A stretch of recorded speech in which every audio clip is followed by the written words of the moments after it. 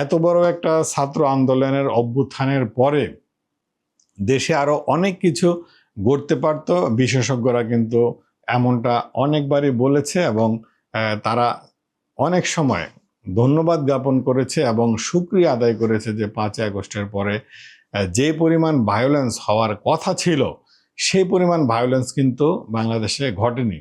যেমন আমি যদি বলি যে আওয়ামী সরকারের পতনের পরে তাদের কি হতে পারে সেই ঘটনাকে আওয়ামী লীগ সরকার জানতো না?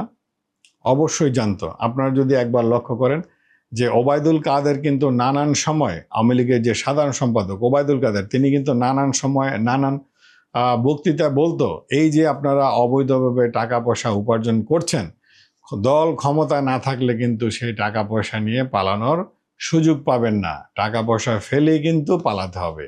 এবং উনি এও বলেছিলেন যে আওয়ামী লীগ সরকার যদি ক্ষমতায় না থাকে তাহলে এক রাতে 1 থেকে 1.5 লক্ষ আওয়ামী লীগের নেতাকর্মীকে হত্যা করা হবে।